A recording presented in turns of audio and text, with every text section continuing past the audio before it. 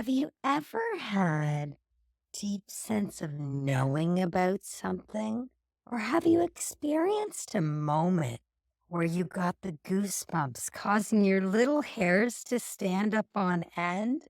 Or perhaps your heart started beating madly in excitement? Welcome to episode 7, Intuition, Trusting Your Inner Compass.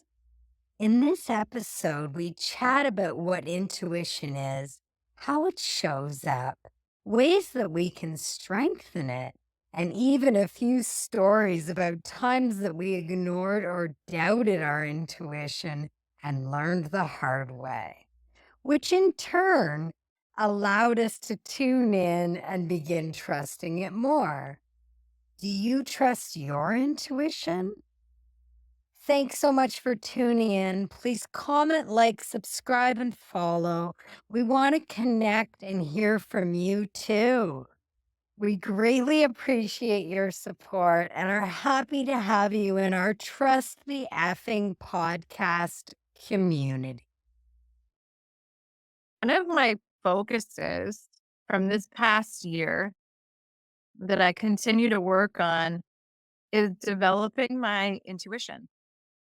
And I just have been really focusing on strengthening it, developing that inner trust with myself, and counting on the messages that come through, the guidance that comes through.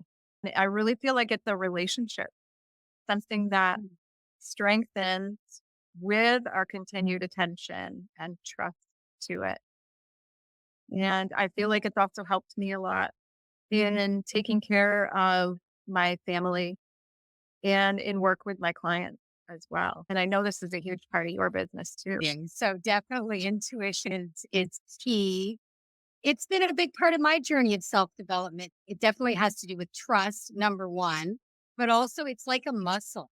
Like the more we practice or use it, the stronger it can get. And definitely trust has been the basis for me. And for me, it feels like more of a feeling that I get. How would you describe like when you know it's your intuition? Because it's not like the booming voice of God telling Right. you, do this, don't do that. Don't get on that flight today. Don't go down that road in your car today. It's not like that. Yeah, I've heard for stories where sure. people actually got a very definitive voice Yeah. from somewhere, not to go somewhere or to do something. Yeah. I wouldn't think most instances of intuition come through like that. Or I think our intuition is a lot more subtle and it comes through in quieter ways. And Mhm. sometimes that causes us some doubt because it isn't Mhm. super loud and in your face necessarily. It's like a subtle feeling you might get, like a tightness in your chest, a pain in your gut, or like the hair stands up on the back of your neck. Oh, and now this is making me think too. I got to tell you, Okay. when I worked in law enforcement, one of the things that I got to do was I used to be able to go to schools and talk to kids about stranger safety. That was one of the things I did for a lot Oh, of wow. years. I felt very compelled when I was creating the program to help kids connect to their intuition. I would teach about stranger safety and how to recognize a person who could be safe and a person who could potentially be dangerous. And I would really describe to the kids a situation where a person was maybe putting off some kind of vibe. And I would describe how we are all vibrational beings and we all have energies. And I'm sure everybody can think of a time, recall an event where they were around a person that they felt a bad vibe from. The person Mhm. just made us feel funny or weird, or we had a strange feeling that was maybe hard to put into words. And every time I would describe that, the kids were like, oh my goodness, yes, I totally get that. I've definitely been around people like that. And then Mhm. I would describe to the kids about feeling those feelings, such as the pit in their stomach or the butterfly sensation or the hair standing up on the back of their neck.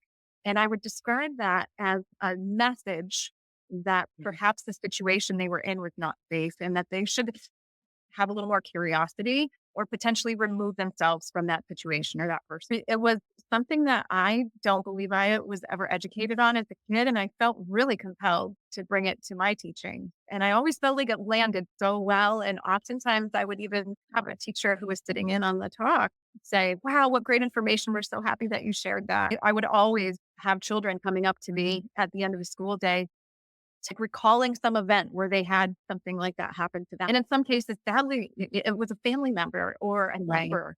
It led me to feeling confident in continuing to teach that particular topic because it was landing. It had become very important for the kids to receive that confirmation who had experienced the situation. I think that's just amazing. I think it's incredible that you were offering that. I have many times over said, oh my gosh, I wish I had learned more of these things in school. And often children, they're so receptive Mhm. to and more than adults, because some adults aren't very in tune with their feelings, right? They've gone through difficult times. Their society's told them they're not supposed to feel. And I Mhm. do think you're hitting on something so important, that intuition, it's our inner navigation system. Yeah. And it is, we can connect with it through feeling it. So Mhm. I often have taught it in my sessions to many of my clients and also to my stepdaughters. There's an exercise that I love to use. And it's similar to what you're saying to do with like the hairs on the back of your neck standing up, noticing these feelings.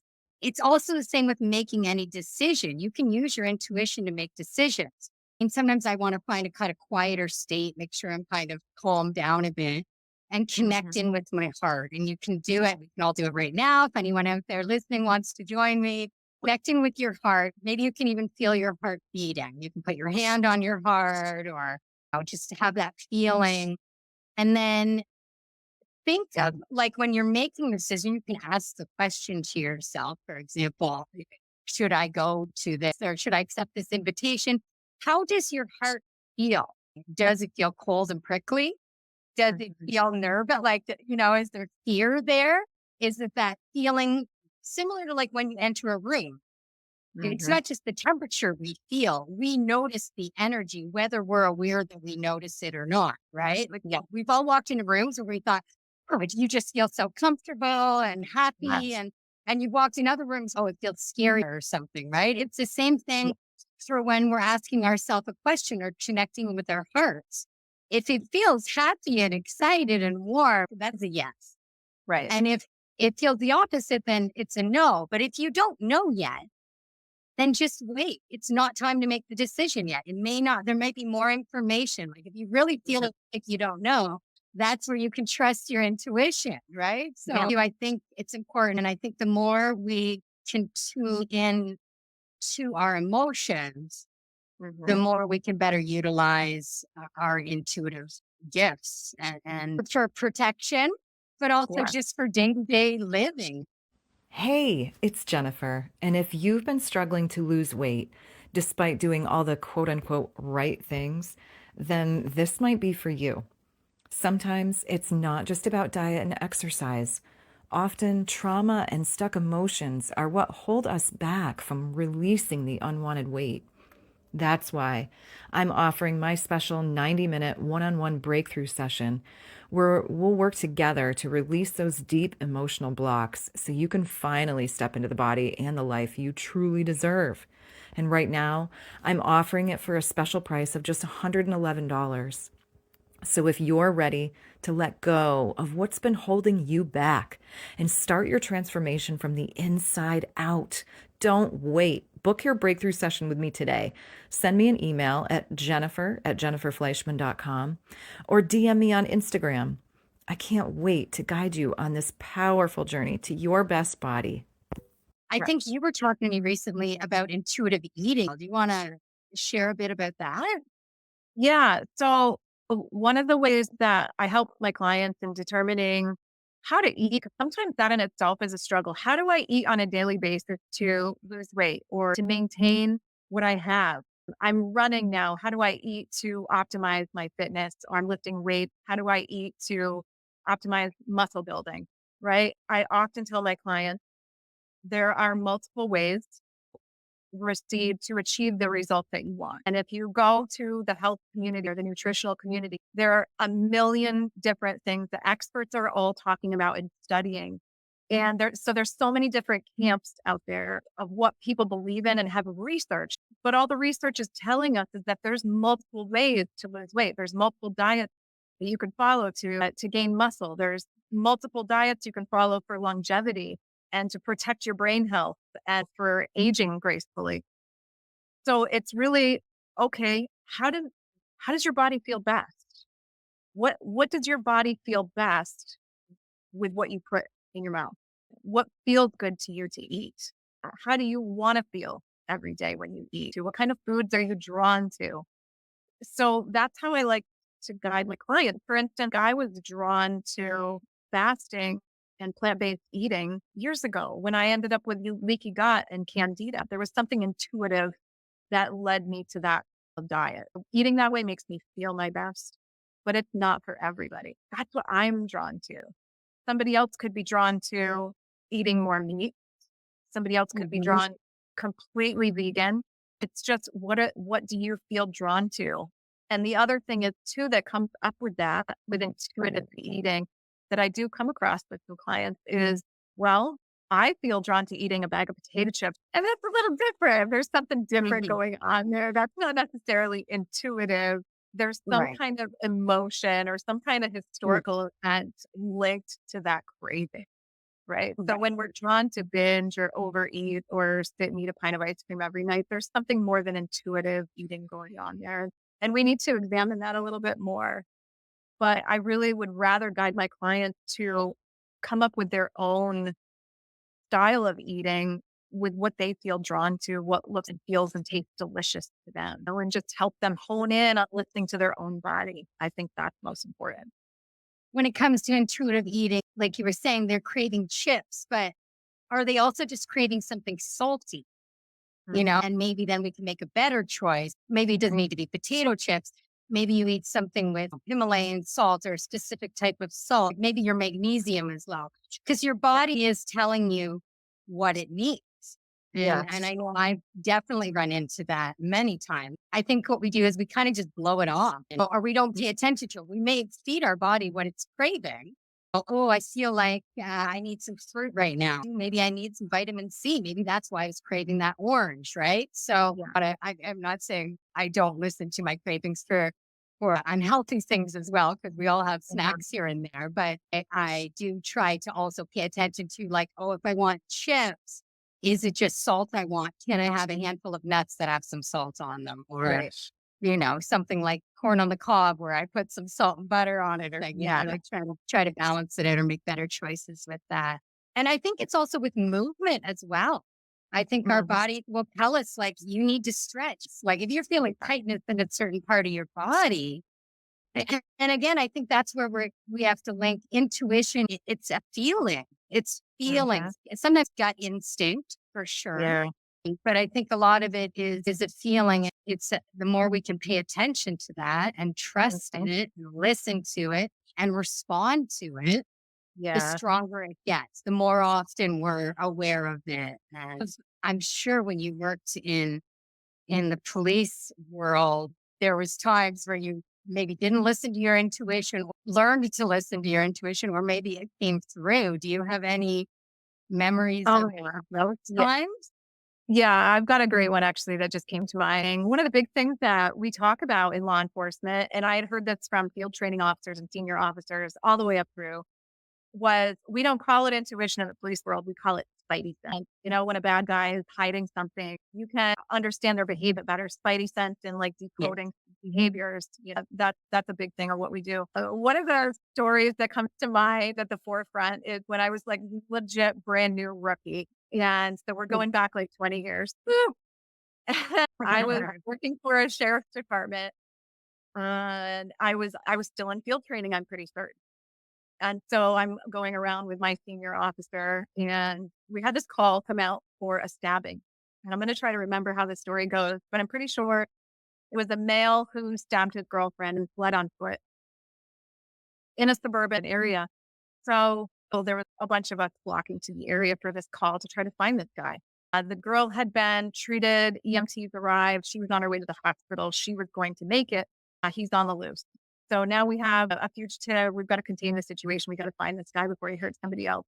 We're running through this field. There was like a direction of travel given to us. I remember we come across like an abandoned single wide trailer in the middle of this field. And it's me, my senior deputy, and maybe like 3 or 4 other big deputies, like 12 strapping men. And then there's little old 120-pound me, right? I've got nothing. All that money. Probably. So a couple of the guys get on either corner of the trailer to secure the perimeter, and then the rest of us go inside. So we've all got our guns out, of course. This is the situation with a weapon. We burst into the door of this trailer, and it's completely abandoned. No one's living there. Nobody had lived there in a long time. But we see like a blood trail, so we kind of had it narrowed down to this location. We get inside, and the other deputies go immediately to start clearing the room. My senior deputy was in the kitchen with me, and I heard somebody saying, and the description of this guy was like 5'6", 130 pounds, wearing a white beater and blue jeans, and armed with a knife. And somebody said to me, "Make sure you look everywhere. He could be anywhere. He's not very big."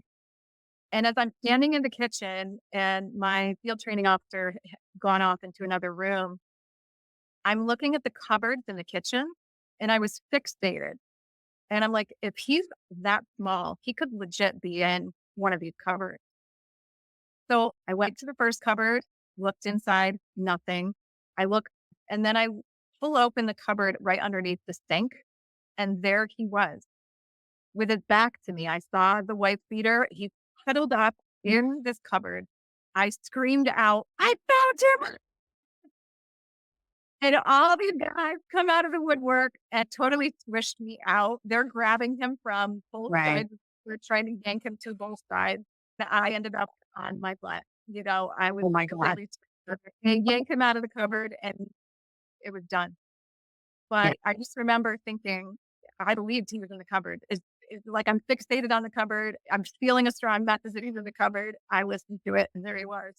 Oh, wow. See, that's exactly an example of trusting in your intuition. You felt it, and also the fixation part that comes in. I've done it even with food before, where like I'm grocery shopping, my eye keeps catching something, or when I've been in a crystal shop and my eye keeps going over to one crystal. Like that's our intuition, right?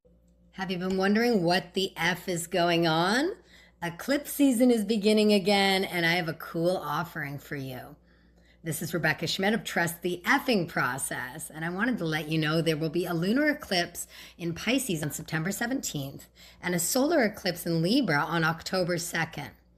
Eclipses create big life changes and opportunities for growth, and they literally eclipse something out of your life and bring something new in. I want to help you with a glance of the bigger picture using astrology, tarot, and intuitive guidance so you can better understand which areas of your life or yourself that these eclipses will be creating change in. Book your voice recorded intuitive mini reading for only $33.33 or gift one to a loved one. To book yours, email trusttheeffingprocess@gmail.com or slide into my DMs on Instagram and Facebook at Trust the Effing Process. Now back to the podcast. So, Yep.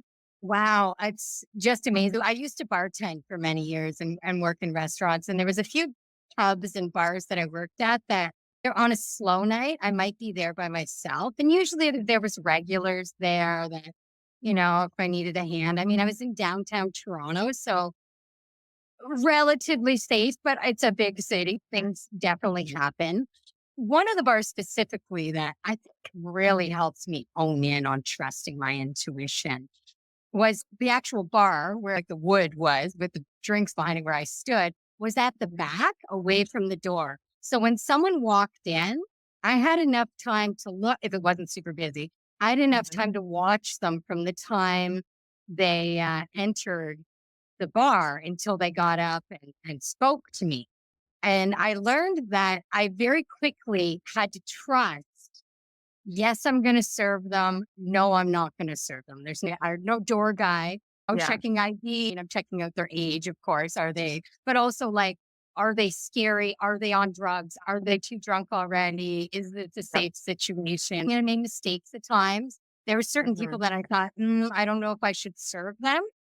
And Yeah. that should have been my answer right there. When I'm questioning it, that was me saying, no, you shouldn't. And there was a few times that I did, and then maybe they ended up getting in a fight or I had to call the police because they got belligerent. Right. Thankfully, I never got hurt or anything like that. Thankfully, Yeah. my regulars who were on the other side of the bar would sometimes step in and help me, but I didn't like them having to do that. They should be there having an enjoyable, safe experience. But definitely, Right. if Yeah, there's a for need sure. to question it, then there's something not right. I can definitely tell you, I bartended too for Yeah. about 2 years between the ages of 20 and 22.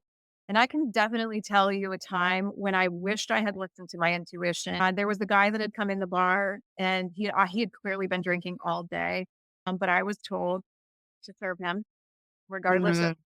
really intoxicated state. So I did, but I just made it very slow every time I brought him a drink. Right. All very delayed in bringing him his beer. So, oftentimes at the end of the night, there was maybe a straggler or two that would need a ride Mhm. home, and I was always happy to drive or walk somebody home. I did that from time to time. This guy ended up making himself the last person to leave, and I actually really had a bad feeling. I was definitely getting this spidey sense of vibe. Roller on the back of my arm was standing up. So at the end, my boss had left early and I had to close up the bar. I was left with this guy by myself. And I had a really sick feeling in my stomach. He said he needed a ride home and his friends had left. So I, reluctantly said, okay, jump in. I didn't know where he lived. I knew him as a local. So I knew he was living close by somewhere, but I didn't know where. So we get into my car and he is just plastered. He could barely get himself into the vehicle. And we start driving and I asked him, where do you live? I really don't know. Tell me where to turn. So we start going up the road and he takes me through a series of turns and we're starting to get out there a little bit. And of course, it's 3 in the morning. So there's no traffic. And he finally points me down this one like dirt road. And I'm like, oh, I'm not familiar with this road, but maybe this was his driveway, possibly. So we turn and don't we come across the dead end. And I stopped the car at 10 stop and I got really nervous. Didn't have some of the assertiveness that I have now. And I thought, this guy's going to hurt me and leave me out here. And so immediately I put it in reverse, started to get out of there. And he is reaching across to grab my seatbelt and I smacked him. Yeah. I Well, smacked I threw the car in park and I said, you could get out now, or you can actually tell me where you live and I'm going to drop you off there. And that's the end of it. And he swore at me. He said something really belligerent and he said, take me home. I did. I drove him home. It was like another mile away, dropped him off and that was it. And I swore to myself and I told my boss the next day, I will never do that again. Don't ever leave Helen to close up the bar ever again. Mhm. I should have known. I should have listened to the feelings Yeah. that I was feeling. Well, I bet you always listen after that. Be like, yes, it's the feeling, obviously, to be able to pick up on it in the first place. But the more we trust in that, the stronger it gets. And we can use it in our daily life. Life can be easier. It doesn't have to be as hard to make decisions. Maybe we don't doubt ourselves as much. Also, I feel like it helps lead us in the right direction. Yeah. It's I not. I feel like as kids, we are told that we listen to our elders. We take instructions from our parents, our teachers, and any other grown up in our life. So we become programmed to take outside advice and information. And it leaves us at a loss sometimes for making our own decisions, which is another reason I felt compelled to teach kids how to listen to their own intuition. But I also recognize now that I've met plenty of adults who really can't make their own decisions. They have to consult several different people before they make a decision on even simple things. Yeah. So I think when we make the choice to listen to our own guidance, trust in it, and practice, like you said, really trusting, like really trusting in Yeah. ourselves and our own ability. And I think that that's so important to start to unlearn those messages that we got as a child.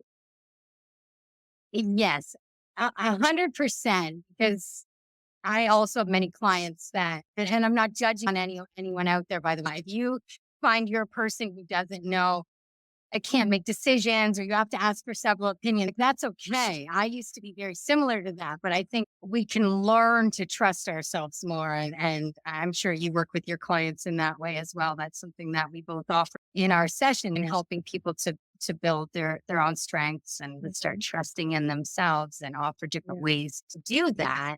Mhm. And I know I didn't trust in myself for many, many years due to trauma and other things that had gone on. So Yeah. beginning to do that, I think came hand in hand for me. I mean, I was on the spiritual awakening journey, but they're trusting my intuition, starting to trust myself. I know I spoke in another episode about a meditation I had done. I used to do it every day for like the first few years that I kind of woke up.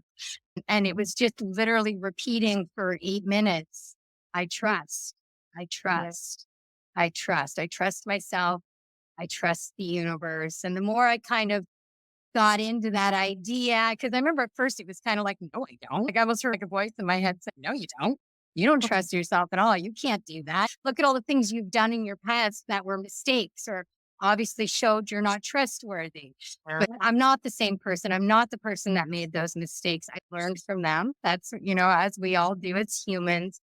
And I think that was also a part of my journey in, Yeah. again, learning to trust my intuition and coming back to myself. And I hope more people can begin to trust themselves, because I will tell you guys, my life it's just easier in a lot of ways now that I trust in my intuition. And I think in the future we're going to talk a little bit about signs and synchronicities that show up as well outside of just feelings that we have within. Yeah. There's other ways that I kind of feel like our inner navigation system kicks in, and signs from spirit or the universe or whatever we want to call it. That That also let you can, know that you're on the right track and you've trusted yeah. your intuition. And so this is the evidence of it. Yeah.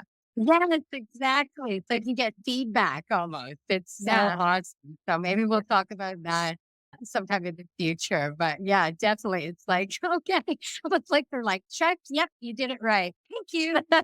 Yeah. I love it. Thank you so much for joining us on today's podcast. We hope you enjoyed the conversation. If you feel called to, please leave us a comment or review on the platform you heard us on today, or send us an email at trusttheeffingpodcast@gmail.com. If you are looking for additional support in your awakening journey or an intuitive reading from Rebecca, you can find her on social media at Trust the Effing Process. If you are a woman looking for holistic health and weight loss support and would like a consultation with me, you can find me on social media at Jennifer_Fleischman_health coach, or email me, Jennifer@jenniferfleischman.com. All of this information will be linked in the show notes so you can check those out. Always know that you are exactly where you should be at any given moment in your life, and everything is unfolding as it should be. So please remember to trust the effing podcast.